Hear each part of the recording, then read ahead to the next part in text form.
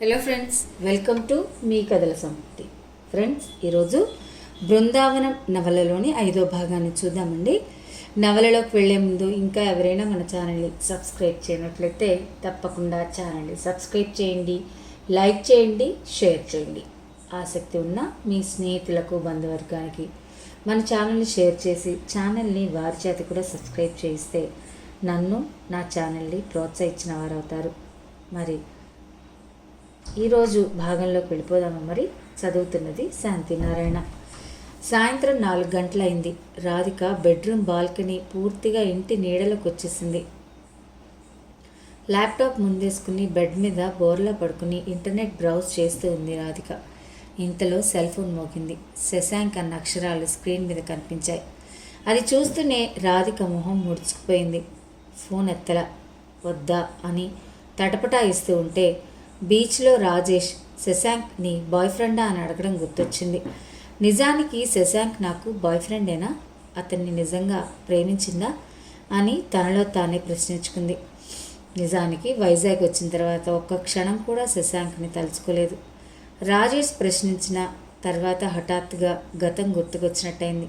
అంటే ఇన్నాళ్ళు అతన్ని ప్రేమిస్తున్నానన్న భ్రమలో ఉన్నానా, లేక ఇక్కడి వాతావరణం, అత్త చూపించే ప్రేమ అన్నింటినీ మరిపించిందా? రాధిక ఆలోచించుకుంది. అతని గురించి మనసులో ఎలాంటి ఫీలింగ్స్ లేనప్పుడు అతన్ని గుర్తు చేసే ఈ ఫోన్ కాల్స్ మాత్రం ఎందుకు? I should put an end to this. Phone కాల్స్ని అవాయిడ్ చేసినంత మాత్రాన సరిపోదు. అతనికి అర్థమయ్యేలా వివరించాలి. అసలు ఇదంతా మొదలుపెట్టింది నేనే పూనుకొని దీన్ని ఆపేయాలనుకుంటూ ఫోన్ లిఫ్ట్ చేసింది. హలో రాధి. థ్యాంక్ గాడ్, నిజంగా నువ్వు ఫోన్ లిఫ్ట్ చేస్తావనుకోలేదు. అవతల వైపు నుంచి శశాంక్ కంఠం. Sorry Shashank, it's over. ఆ విషయం ఇదివరకే నీకు చెప్పాను. మళ్ళీ ఫోన్ చేయి ప్లీజ్. రాధి, కోపంలో నువ్వేదోదో మాట్లాడుతున్నావు. కోపం కాదు, తెలివి తక్కువతనం. మన విషయంలో నాదే తప్పు. ప్లీజ్ ఇంతటితో వదిలే. రాధి, ఒక్క నిమిషం నా మాట విను. రేపు ఒకసారి నన్ను కలవగలవా? ఒకసారంటే ఒక్కసారి. మళ్ళీ నిన్ను బలవంత పెట్టను. నేనిప్పుడు వైజాగ్లోనే ఉన్నాను.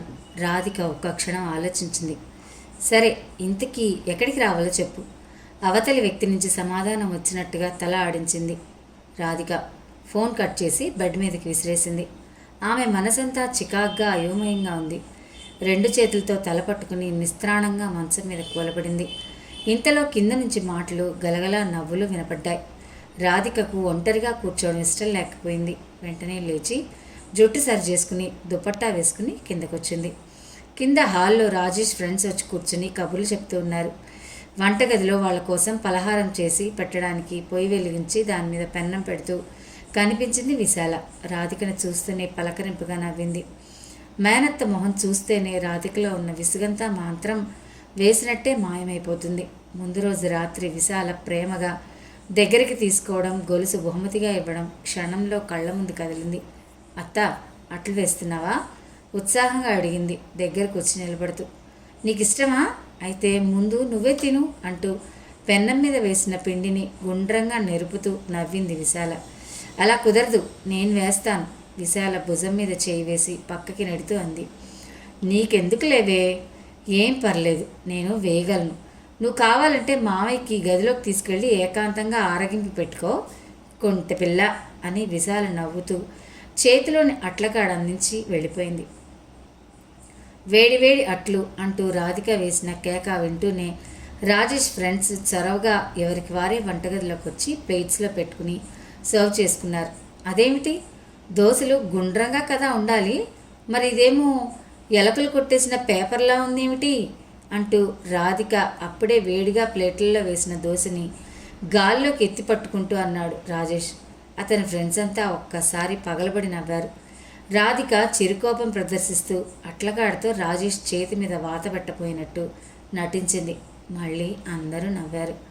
హలో రాజేష్ గారు, నీకు 2 పాయింట్స్ క్లారిఫై చేయాలి అంటూ నడుం మీద చేతులుంచి సీరియస్గా మాట్లాడుతున్న రాధిక వైపు చూశారు అంతా.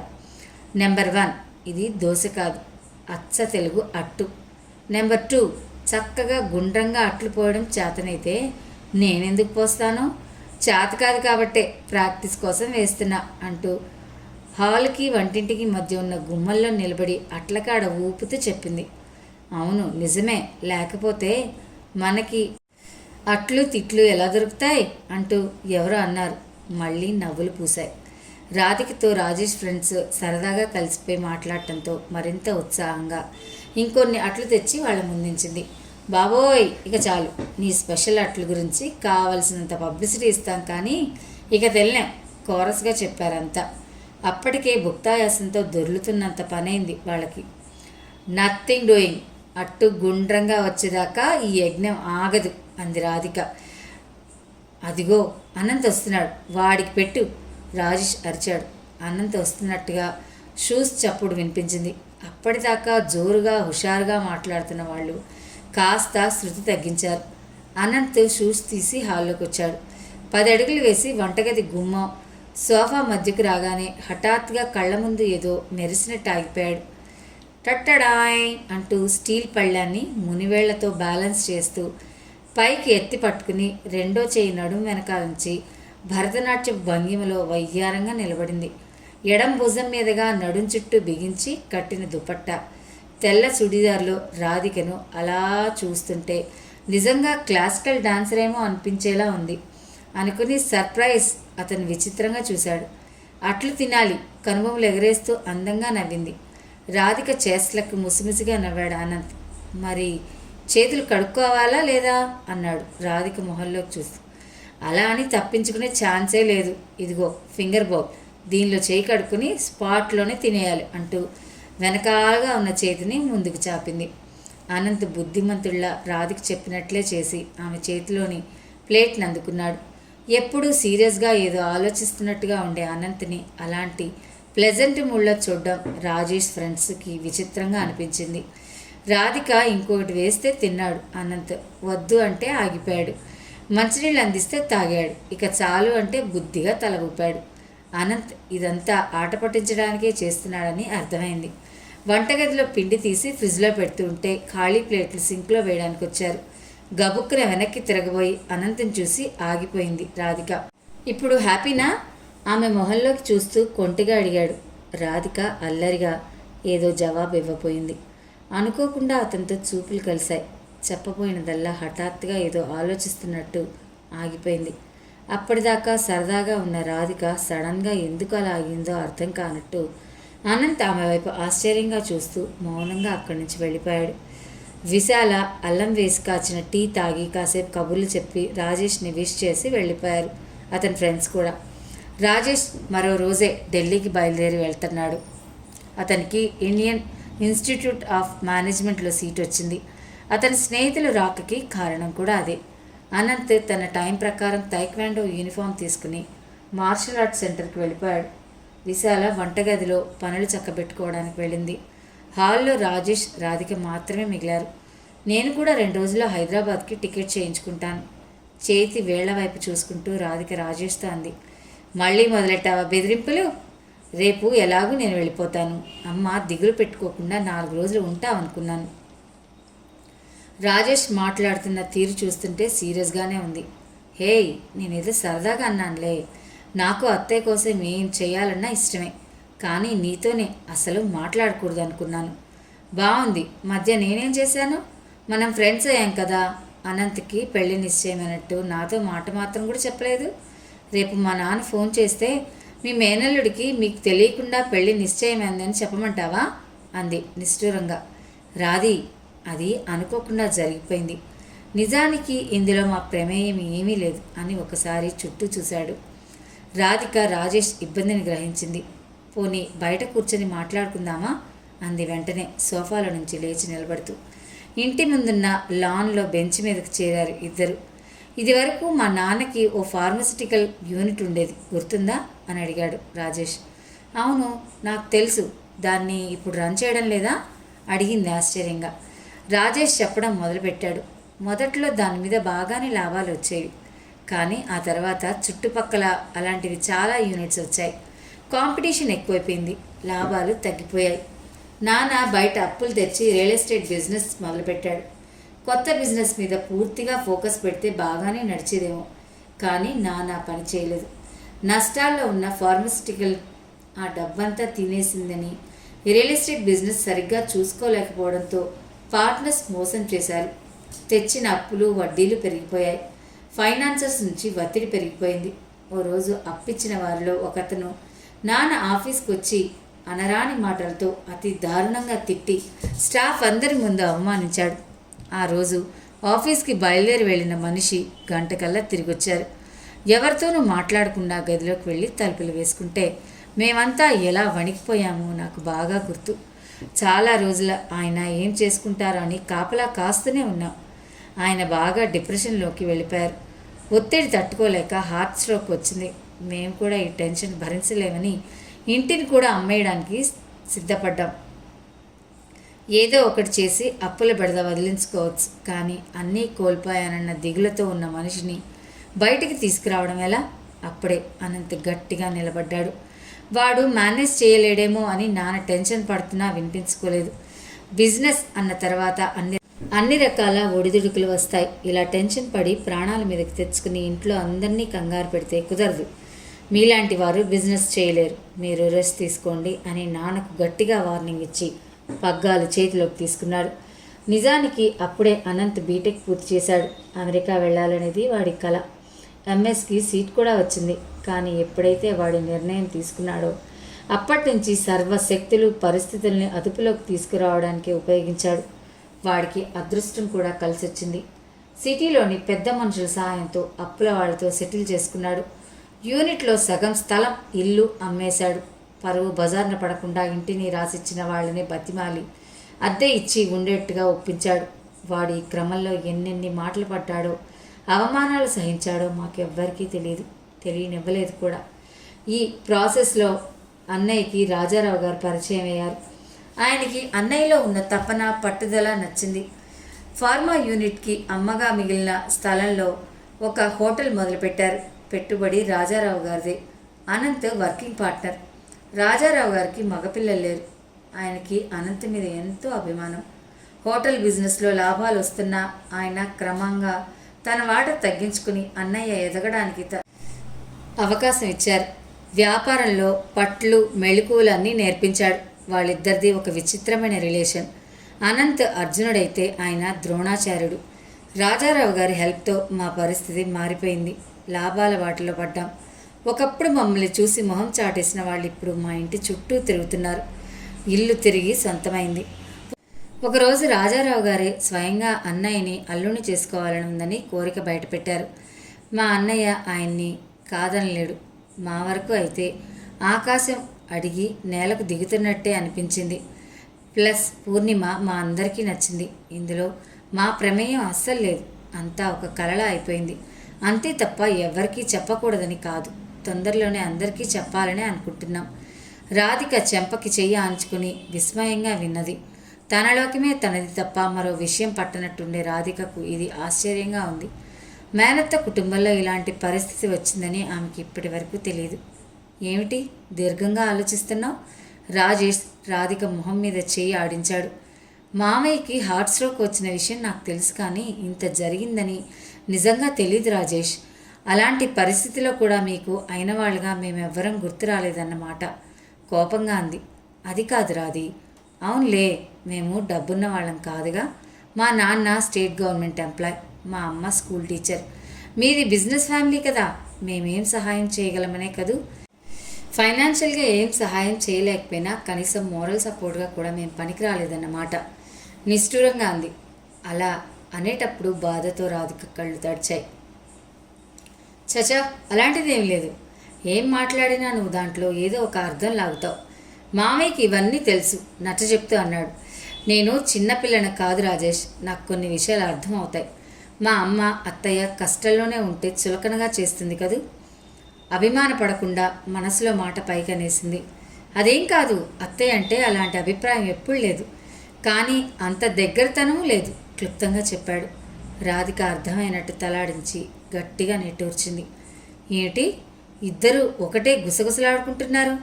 విశాల పోర్టికోలో నుంచి బయటకు చూస్తూ అడిగింది, ఇద్దరిని మార్చి చూస్తూ. రేపు రాజేష్ ఢిల్లీ వెళ్తే పార్లమెంట్ని ఫోటో తీసి పంపమంటున్నా అత్తా అంది రాధిక నవ్వేస్తూ. విశాల కూడా రాధికతో పాటు నవ్వింది.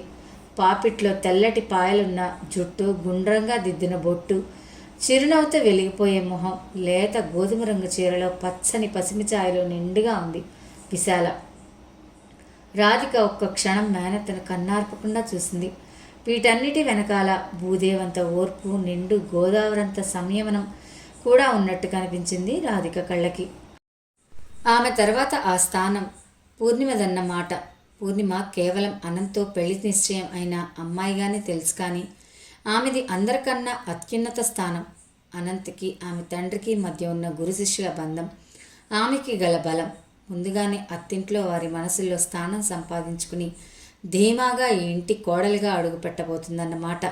ఈ విషయం అందరికంటే అనంత్కి బాగా తెలుసు. అలాంటిది అనంత్ కళ్ళల్లో, చూపుల్లో కనిపించే భావం నాకే నేను వెతుక్కుంటున్నదా? అతను కేవలం చనువు కొద్దీ అలా సరదాగా ఉంటున్నాడేమో. తెలియకుండానే ఆమె ఆలోచనలు అనంత్ చుట్టూ ముసురుకున్నాయి. రూమ్ నెంబర్ 23 ఇదే అనుకుంటూ డోర్ నాక్ చేసింది రాధిక. శశాంక్ తలుపు తీశాడు. హోటల్ రూమ్లో అడుగు పెడుతుంటే రాధిక సన్నగా వణుకు లాంటిది పుట్టింది తనకు. సినిమాల్లో తరచూ చూపించే భయంకరమైన దృశ్యాలు, అరిటాకు ముళ్ళు లాంటి సామెతలు, వార్తల్లో వచ్చే కథనాలు ఒక్కసారి గుర్తుకొచ్చాయి. శశాంక్ పిరికివాడు, పరువుకి భయపడతాడు అనుకుని ధైర్యంగా లోపల అడుగుపెట్టింది. కరెక్ట్గా చెప్పిన టైంకి వచ్చేసావే, నవ్వుతూ అన్నాడు శశాంక్. మనిషి చాలా ఉత్సాహంగా, ఫ్రెష్గా కనిపించాడు. అతను చొరవగా మాట్లాడే పద్ధతి చూస్తుంటే బ్రేకప్ విషయాన్ని అతను అంత సీరియస్గా తీసుకున్నట్టు అనిపించింది రాధికకి. చెప్పు, ఏదో మాట్లాడానని పిలిచావు? సోఫాలో హ్యాండ్ బ్యాగ్ పెట్టి తను కూర్చుంటూ అడిగింది సీరియస్గా. ఇప్పుడేగా వచ్చావు, అంత అర్జెంట్ ఏమిటి? By the way, you are looking great. సోఫాలో ఆమెకు అనుకునేంత దగ్గరగా కూర్చుంటూ అన్నాడు. పాత పరిచయాన్ని అడ్వాంటేజ్గా తీసుకుంటున్నాడని రాధికకు అర్థమైంది. Sorry Shashank, I need to go. నువ్వేదో మాట్లాడాలని బతిమిలాడితే వచ్చాను. అది కూడా just make it clear that everything over between us. అది ఇంకా నువ్వు తెలుసుకోకుండా ఫోన్లు చేసి విసిగించడం మంచిది కాదు. మిస్టేక్ నా వైపు నుంచి కూడా ఉంది కాబట్టే నువ్వు మాట్లాడాలని బతిమిలాడితే కాదనలేకపోయాను. కానీ నీ పద్ధతి చూస్తుంటే నీ మైండ్ సెట్ ఇంకా మారలేదనిపిస్తుంది. Anyway, sorry for what all happen చెప్తూ విసురుగా సోఫాలో నుంచి లేచింది. Hey, what is this? Shashank అసహనంగా అరిచాడు. ఇంతలో టీపాయ్ మీదున్న అతని సెల్ ఫోన్ రింగ్ అయింది. స్క్రీన్ మీద మైథిల్ అన్న అక్షరాలు చూసి రాధిక కనుబొమ్మలు ముడిపడ్డాయి. నువ్వు ఉండరా, మళ్ళీ కాల్ చేస్తాను. శశాంక్ చిరాగ్గా సమాధానం చెప్పి ఫోన్ కట్ చేశాడు. మైథిల్ అన్న పేరు చూడగానే రాధిక నిట్టారుగా అయిపోయింది. మైథిల్ శశాంక్కి తెలుసా? వీళ్ళిద్దరికీ ఏమిటి సంబంధం? ఆమె మెదడులో అనుమానం పురుగులా తొలిచేస్తోంది.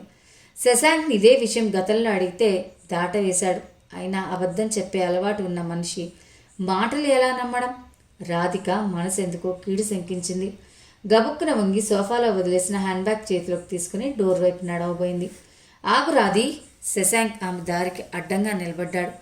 మన మధ్య లాంగ్ టర్మ్ రిలేషన్ లేదని తెలిసాక నన్ను వద్దనుకున్నావు కదూ?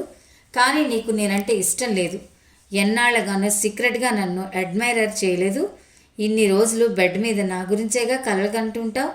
పెళ్లి చేసుకోలేననుకోగానే అన్నీ సడన్గా మారిపోతాయా అంటూ రాధిక భుజం మీద చేయి వేశాడు. ఆ మాటలు అనేటప్పుడు శశాంక్ మొహం వికృతంగా మారినట్టయింది. పాలిస్టెడ్గా, డిగ్నిఫైడ్గా కనిపించే అతను 4 గోడల మధ్య ఇంత అసహ్యంగా బిహేవ్ చేస్తాడని ఊహించని రాధిక దిమ్మెరపోయింది. ఛీ, are you out of your mind? కోపంగా అతని చేయి విదిలించి కొట్టింది. చూడు, నేను నిన్ను ప్రేమించానన్న భ్రమలో ఉన్నావు ఇన్నాళ్ళు. మా ఇంట్లో నాకు ఊపిరి సలపనట్లుండేది. దానికి ఒక రిలీఫ్గా ఆ భ్రమ నాకు సంతోషాన్ని ఇచ్చింది. కానీ అది నిజం కాదని ఆ లూప్లో నుంచి బయట వచ్చాకే అర్థమైంది. I'm not blaming you. నీకు కమిట్మెంట్ లేదు. ఇక ఇది ఇంతటితో వదిలే గట్టిగా చెప్పి అడుగులు ముందుకు వేసింది.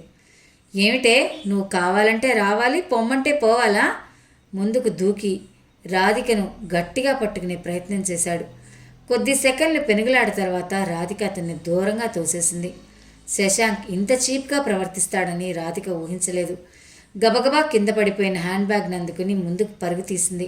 రాధిక తోపికి తూలిపడ్డ అతను కోపంగా పైకి లేచాడు. ఆమె దెబ్బ, అంతకు మించిన తిరస్కారం అతనిలో అహాన్ని రెచ్చగొట్టింది. మెరుపులా ఆమెను సమీపించి ఆపే ప్రయత్నం చేశాడు. రాధిక అతన్ని నిలవరించలేకపోయింది. ఈ పరిస్థితి నుంచి ఎలా బయటపడాలి? రూమ్ డోర్ దాకా చేరాలి. అదే ఆమె ప్రయత్నం. వీలు కాకపోతే అంత టెన్షన్లోనూ ఆమె బుర్ర వేగంగా పనిచేయసాగింది. ఆలోచన వచ్చిందే తడువుగా టక్కున దగ్గరలో ఉన్న బాత్రూమ్ వైపు పరుగు తీసి చటుక్కున లోపలికి దూరి తలిపేసింది. డోర్ లాక్ చేసిన తర్వాత కూడా ఆమె చేతులు డోర్ నాబ్ మీద ఉన్నాయి. భయంతో ఆయాసంతో ఒళ్ళంతా అదిరిపడుతుంది. వెనక్కి తిరిగే ఓపిక కూడా లేనట్టుగా తలని తలుపుకి ఆనించి అక్కడే కూలబడింది. ఇంతలో తలుపు టక్ టక్ అని తడుతున్న శబ్దం. ఆ అదురికి ఒక్కసారిగా పైకి లేచింది రాధిక. తర్వాత ఏం చెయ్యాలో, ముందు ఇక్కడి నుండి ఎలా బయటపడాలి? సెల్ ఫోన్ కోసం చూసింది. వెంటనే అది హ్యాండ్ బ్యాగ్లో ఉన్నట్టు గుర్తొచ్చింది. ఇందాక పెనుగులాటలో హ్యాండ్ బ్యాగ్ జారి పడిపోయింది. మళ్ళీ తలుపు తడుతున్న చప్పుడు, అస్పష్టంగా ఏవో మాటలు. రాధిక ఒక్క క్షణం శశాంక్ మెదడులో ఏ ఆలోచనలు పెరుగుతున్నాయో ఊహించే ప్రయత్నం చేసింది. ఒకటి, తలుపు గడియ ఊడొచ్చేలా బాధడం, లేదా భయపడి పారిపోవడం. ఏదైనా చేయవచ్చు. లేదంటే ఊహించని విధంగా అతని ఫ్రెండ్స్ ఇంకెవరైనా రూమ్లోకి రావచ్చు. చివరి వాక్యం అనుకుంటేనే రాధిక ఒళ్ళంతా గడ్డగట్టినట్టయిపోయింది. లాభం లేదు. ఏదైనా జరిగేలోపే ఇక్కడి నుంచి బయటపడాలి. అతనికంటే ముందే ఒక అడుగు వేయాలి. అతన్ని భయపెట్టాలి. భయపట్టాలంటే బలహీనతపై దెబ్బ కొట్టాలి. రాధిక మెదడులో ఒక ఆలోచన మెరుపులా మెరిసింది. వెంటనే ఆమె కళ్ళు బాత్రూంలో వాష్ బేసిన్ పక్కనున్న షెల్ఫ్పై నిలిచాయి. ఉన్నట్టుండి బాత్రూమ్ తలుపు తెరుచుకోవడంతో ఉలిక్కిపడ్డాడు శశాంక్. డోర్ ముందర ధైర్యంగా స్థిరంగా నిలబడి ఉంది రాధిక. అప్పటిదాకా తరిమి కొట్టబడుతున్న పిల్లి హఠాత్తుగా వెనక్కి తిరిగి మీద పడితే ఎలాంటి షాక్ తగులుతుందో సరిగ్గా అలాంటి అవస్థలోనే ఉన్నాడు శశాంక్. అతని మైండ్ ఇంకా కొత్తగా జరిగిన సంఘటనకి అడ్జస్ట్ కావడం లేదు. రాధిక అతని మొహం చూసి ఎగతాళిగా నవ్వింది. ఇప్పుడు ఈ క్షణంలో నీకు ధైర్యం ఉంటే ఏమైనా చెయ్యి. 2 నిమిషాల్లో ఐ ఆమ్ వెల్ అన్న మెసేజ్ నా ఫ్రెండ్స్కి నేనివ్వకపోతే క్షణాల్లో నీ వివరాలన్నీ పోలీస్ స్టేషన్లో ఉంటాయి. జస్ట్ ఇప్పుడే నా ఫ్రెండ్స్కి, ఇన్స్పెక్టర్కి మెసేజ్లు వెళ్ళాయి. ఒక్కసారి నీ పేరు బయటకు వస్తే ఏమవుతుందో గ్రహించుకో. కష్టపడి మీ నాన్న సంపాదించిన పేరు, పరువు నీ వల్లే గంగలో కలుస్తాయి. చూడీదార్ జేబులో ఉన్న సబ్బు మొక్కపై చేయి పెడుతూ ధైర్యంగా అనింది. ఆమె ఆశించిన మార్పు అతని మొహంలో కనబడింది. వెంటనే అతను కోపంతో పళ్ళు నూరుతూ ముందుకు దూకి ఆమె జుట్టు పట్టుకున్నాడు. You bloody! తిడుతూ కోపంగా సెల్ ఫోన్ లాక్కోవడానికి పెనుగులాడాడు. రాధిక మొహం వికారంగా మారింది. తప్పించుకునే ప్రయత్నంలో ఉండగానే భళ్ళున వాంతి చేసుకుంది. అతను చీదరగా చూసి ఒక్క అడుగు వెనక్కి వేశాడు. నువ్వు ఇలా చేస్తావని ఊహించే నేను బాత్రూంలో షాంపూ, కండిషనర్ కలిపి తాగేశాను. ఇప్పుడు నాకేదన్నా అయినా నీ పీకకే చుట్టుకుంటుంది. చచ్చా, యూ బ్లడీ! నేనా నీ వెంటపడి తిరిగాను?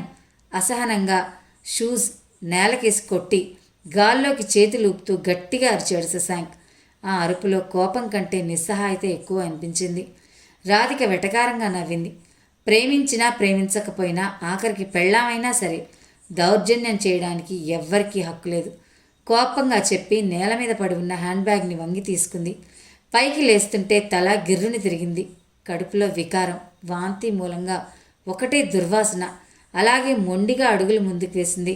గుమ్మం దగ్గరికి రాగానే తూలి ముందుకు పడబోయి తలుపుని ఆసరా చేసుకుని నిలదొక్కుంది. పద, హాస్పిటల్కి వెళ్దాం. శశాంక్ వెనక నుండి పరుగున వచ్చి ఆమె చేతిని పట్టుకున్నాడు. 2 నిమిషాల క్రితం మనిషికి ఇప్పుడు మనిషికి ఎంత మార్పు! నలుగురికి తెలియనంత కాలం ఏం జరిగినా తప్పులేదు. అది ఒక ఆడపిల్ల ప్రాణమైనా లెక్కలేదు. పరుగు పరపతి మాత్రం పదిలంగా ఉండాలి.